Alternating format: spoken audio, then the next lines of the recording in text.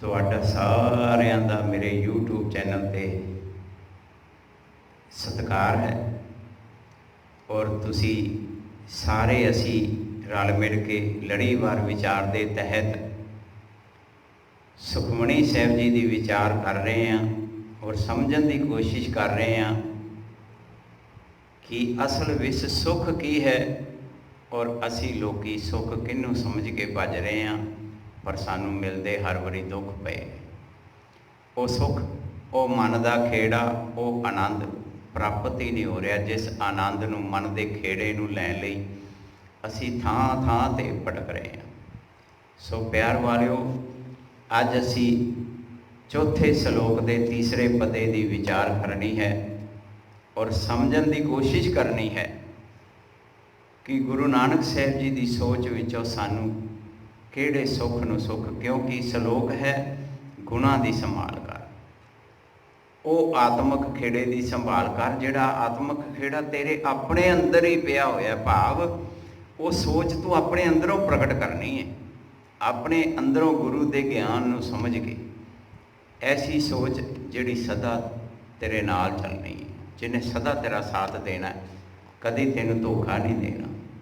ਨਹੀਂ ਤੇ ਕਿਸੇ ਆਮ ਪਖੰਡੀ ਨੂੰ ਮਿਲਾਂਗੇ ਤੇ ਸਾਨੂੰ ਕੋਈ ਨਾ ਕੋਈ ਧੋਖਾ ਮਿਲ ਸਕਦਾ ਹੈ, ਮਨ ਦੇ ਵਿੱਚੋਂ ਖੇੜਾ ਨਹੀਂ ਮਿਲਣਾ, ਕਿਉਂਕਿ ਵਿਸ਼ਰਾਮ ਇੱਕੋ ਹੀ ਹੈ। ਰਹਾਉ ਦੀ ਪੰਕਤੀ, ਮਨ ਟਿਕ ਜਾਣਾ ਚਾਹੀਦਾ ਹੈ।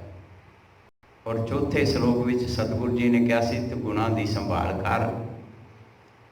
ਉਹ ਆਤਮਿਕ ਖੇੜਾ ਤੇਰੇ ਆਪਣੇ ਹਿਰਦੇ ਵਿੱਚੋਂ ਪੈਦਾ ਹੋਣਾ, ਤੈਨੂੰ ਕਿਤੇ ਬਾਹਰ ਭੱਜਣ ਦੀ ਲੋੜ ਨਹੀਂ। ਤੇ ਆਓ ਹੁਣ ਤੀਸਰੇ ਪਦੇ ਨੂੰ ਸਮਝਣ ਦੀ ਕੋਸ਼ਿਸ਼ ਕਰਦੇ ਹਾਂ।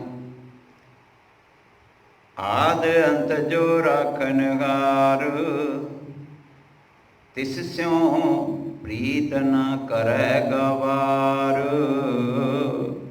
ਆਦ ਅੰਤ ਵੇਖੋ ਕਿ ਤੇਰੇ ਜਨਮ ਤੋਂ ਤੇਰੀ ਜਿਤਨਾ ਤੈਨੂੰ ਜੀਵਨ ਹੈ, ਪੂਰੇ ਜੀਵਨ ਦੇ ਵਿੱਚ ਤੇਰੀ ਰੱਖਿਆ ਕਰਨੀ ਸੀ ਉਸ ਆਤਮਿਕ ਖੇੜੇ ਦੇ ਅੰਦਰ। ਰੱਖਿਆ ਕਿਹੜੀ?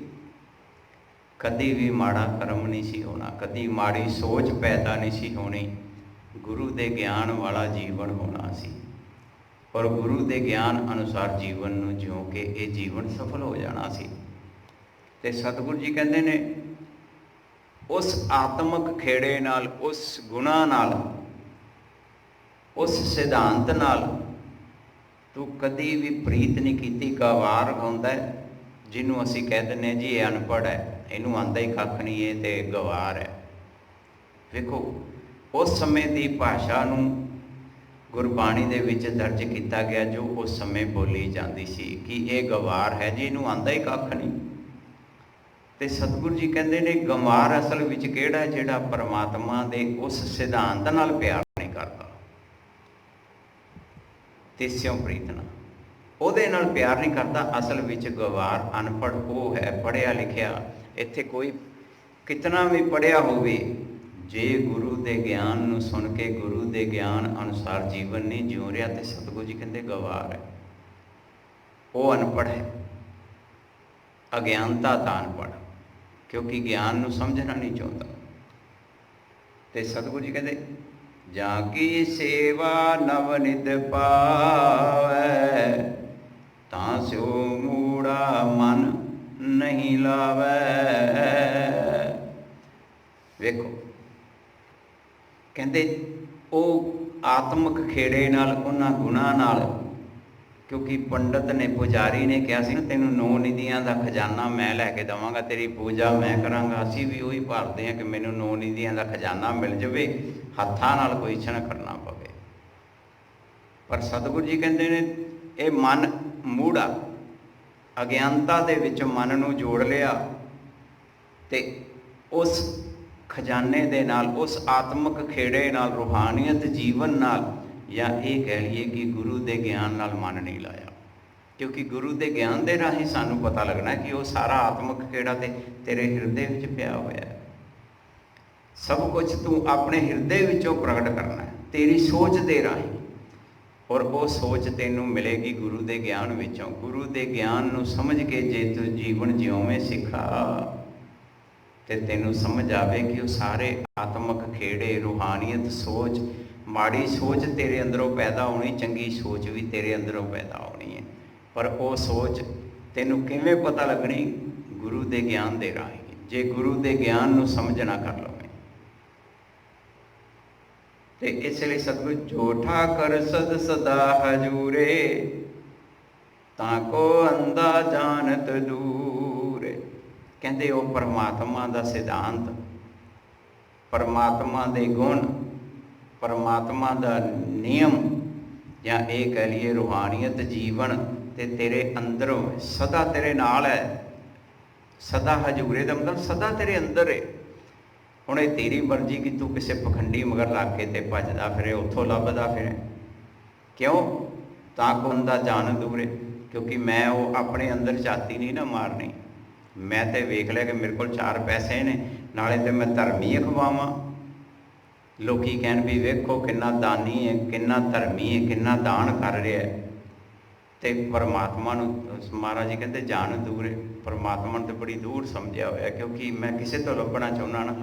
वो हर आत्मक खेड़ा मेरे हिरदे विच पिया होया, पर मैं परमात्मा नूं दूर समझी बैठा। उस रूहानीयत जीवन नूं दूर समझी जाना। किसी दे विचों जीवन मैनूं नहीं प्राप्त हो सकता। सिर्फ ज्ञान नूं समझ के ज्ञान के अनुसार मैं जीवन नूं जिउवां ते मैनूं वो आत्मक खेड़ा और रूहानीयत जीवन प्राप्त हो सकता है, जिन्हों मैं दूर समझी बैठा। जाके टहल पावे दरगह आमान, कहते टहल सेवा, कहते उन्होंने गुणा के नाल जीवन जिਉਂ के वो गुणा के नाल तू अपने कार्य करके इस संसार विच मान प्राप्त करना सी। दरगाह का मतलब है संसार दे विच,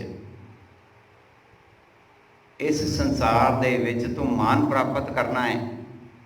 ते सै पिसार मुगद अजान, पर कहते तू उस पुजारी की सोच ने तेनों ऐसा मस्त कर दिता, ऐसा तू मगन हो गया कि उन्हां गुणां नूं भुल गया ते उस पुजारी की सोच अनुसार पुजारी नूं कही जाना बचपन आ लो ज्ञानी जी कर दिओ मेरे लिए आ काम ताकि मैं पास हो जावां। हुण वेखो डेफिनेशन नूं समझो भी पेपर मेरे ने, एग्जाम मेरे ने, पर कर दिओ तुसीं जाके। पहली गल तो प्रिंसीपल या स्कूल के टीचर वो पहचान लैणगे भी तो वो विद्यार्थी कोई नहीं, उत्थे तो पढ़िया जाएगा। पर इत्थे मन की गल हो रही, मन फड़िया नहीं जाता। मन की सोच नूं कोई दूजा समझ नहीं सकता, पर मैं तो समझ सकता ना।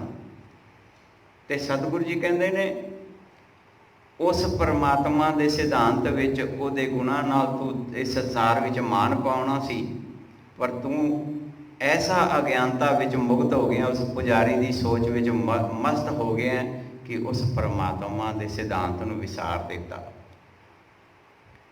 सदा सदाए भुलणहार, नानक राखणहार अपार। कहते सदा पूरे जीवन विच भुलां करता रहता है इंसान, क्योंकि अपने हिरदे विच झाती नहीं ना मारते। असी अपने हिरदे विचों उन्हां रूहानीयत जीवन नूं, उन्हां गुणां नूं लभना नहीं चाहुंदे। असी ते बाहर भालते फिरते हैं। गुरु दे कोल आके गुरु दे ज्ञान नूं समझना सी, और ज्ञान के अनुसार वो आत्मक खेड़ा मेरे हिरदे विच पिया होया सी, जिन्हों सच्चे पातशाह जी कहते अपार जी का कोई पारावार ही नहीं पा सकता। दुनिया की कोई ताकत तेरे उस आनंदत खेड़े नूं, उस रूहानीयत जीवन नूं खो नहीं सकती। नानक साहिब जी की सोच कहते राखणहार अपार। नानक साहब जी कहते उन्हें तेरी रख्या करनी सी, और उहदे नाल तैनूं उच्च कोटि का जीवन प्राप्त हो जाना सी। पर इंसान बाहर भालदा होया अपने अंदर झाती नहीं मारता, और बाहर लभण की कोशिश करता है। कभी किसी पखंडी कोल, मेरे वर्गे कोल चले जाता, कभी किसी कोल, क्योंकि ये चोलिया ने भुलेखा पाया ਇਹਨਾਂ ਚੋਲਿਆਂ ਕਰਕੇ ਅਸੀਂ ਉਹਨਾਂ ਪਖੰਡੀਆਂ ਦੇ ਕੋਲ ਉਹ ਰੂਹਾਨੀਅਤ ਜੀਵਨ ਮਿਲਦੇ ਹਾਂ, ਜੋ ਰੂਹਾਨੀਅਤ ਜੀਵਨ ਸਾਨੂੰ ਸਿਰਫ ਤੇ ਸਿਰਫ ਗੁਰੂ ਦੇ ਗਿਆਨ ਵਿੱਚੋਂ ਪ੍ਰਾਪਤ ਹੋ। ਭੁੱਲਾਂ ਚੁੱਕਾਂ ਦੀ ਗੱਜ ਕੇ ਫਤਿਹ ਬੁਲਾਓ। ਵਾਹਿਗੁਰੂ ਜੀ ਕਾ ਖਾਲਸਾ, ਵਾਹਿਗੁਰੂ ਜੀ ਕੀ